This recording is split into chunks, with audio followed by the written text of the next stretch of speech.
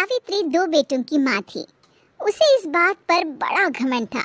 वो मानती थी कि बेटे घर की शान होते हैं। ये ले सावित्री, मिठाई खा, मेरे यहाँ पोती पैदा हुई है। ये सुनते ही सावित्री मुंह बना के कहती है, अरे तू तो लुट गई, बर्बाद हो गई, तेरे यहाँ लड़की पैदा हो गई। अरे तू ऐसा क्यों कह रही है, मैं तो बहुत खुश हूँ। अरे जब तेरी पोती के पीछे तुझे खर्चे पर खर्चे करने पड़ेंगे ना, तब ये तेरी सारी खुशी गम में बदल जाएगी। पहले लड़की की पढ़ाई लिखाई का खर्चा, फिर उसकी शादी का खर्चा।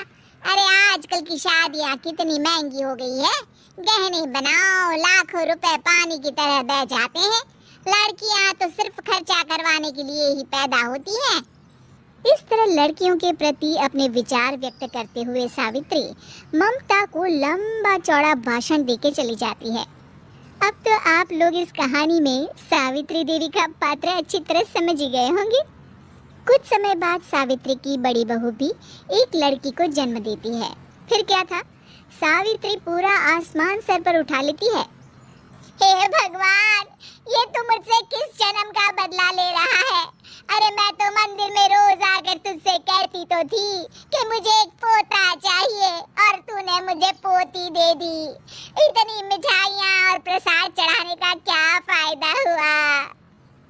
तभी सावित्री की बहू निशा कहती है, क्या माँ जी, आप भी इतनी सी बात पर नाराज हो गई हैं? देखिए तो आपकी पोती कितनी सुंदर है, बिल्कुल आप पर गई है। अरे चुप कर, तुझे 9 महीने इतने महंगे महंगे काजू बादाम फल फ्रूट खिलाने का फायदा क्या हुआ? मेरे तो सारे पैसे बर्बाद हो गए। ये सुन सावित्री का बड़ा बेटा अजय कहता है, माँ तुम सिर्फ नाम के लिए 2020 में रहती हो। असल में तुम्हारा दिमाग सैकड़ों साल पुरानी सोच रखता है। आज के ज़माने में लड़का और लड़की में कौन फ़र्क करता है।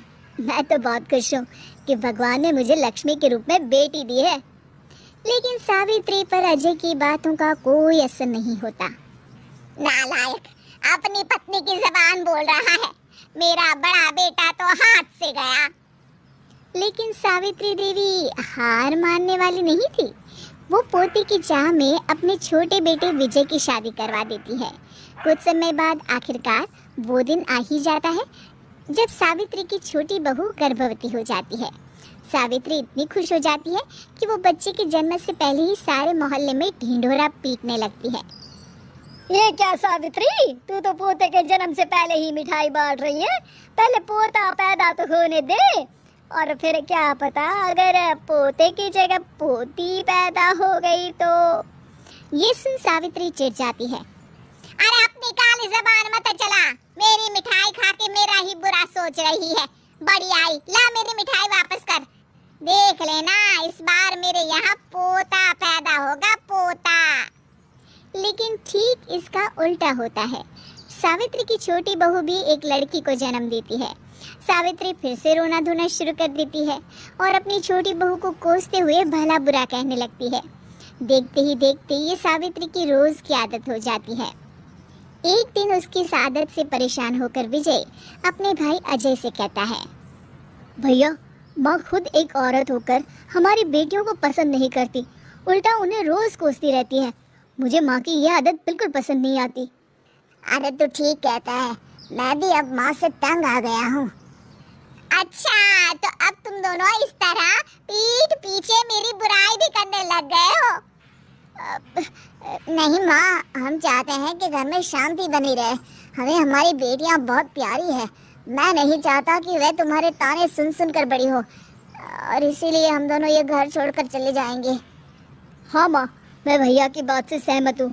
जब तुम इस घर में अकेली रहोगी तब तुम्हें अपनों की कीमत का एहसास होगा। अपने दोनों बेटों के मुंह से अपनी माँ के लिए इतने कठोर शब्द सुन सावित्री भावुक और रुआंसी होकर कहती है, क्या सच में तुम दोनों मुझे इस घर में अकेली छोड़कर चले जाओगे? हाँ माँ। हाँ माँ, अब पानी सर के ऊपर जा चुका है। मैं तुम दोनों के बिना नहीं रह सकती। अपनी सास के आंसू देख अजय और विजय की पत्नी अपने पतियों से लड़ पड़ती है। अरे जिसे जाना है वो जाए, मैं माँ जी को छोड़कर कहीं नहीं जाने वाली। भाभी, आप ये क्या कह रही हैं? वही जो तुम सुन रहे हो। दीदी बिल्कुल सही कह रही है। हम बेटियों के संस्कार हमें सिखाते हैं कि सास माँ समान नहीं बल्कि माँ ही होती है और उस माँ की जिंदगी भर सेवा की जाती है। बेटे अपना फर्ज भूल सकते हैं लेकिन बेटियां नहीं। आप दोनों शौक से जा सकते हैं। माँ जी, हम दोनों के रहते आपको किसी बात की फिक्र करने की जरूरत नहीं। फिर क्या था, सावित्री के ऊपर छाए बेटों के घमंड के बादल उसकी बेटी स्वरूप बहुओं के तेज के आगे आंसू के रूप में परिवर्तित होकर सावित्री की आंखों से बहने लगते हैं और वो उन दोनों को गले लगा लेती है। मैं जिंदगी भर बेटियों को कोसती रही, लेकिन आज तुम दोनों को देख मुझे समझ आ गया कि बड़े अभागे होते हैं वो लोग जिनके घर बेटियां नहीं होती।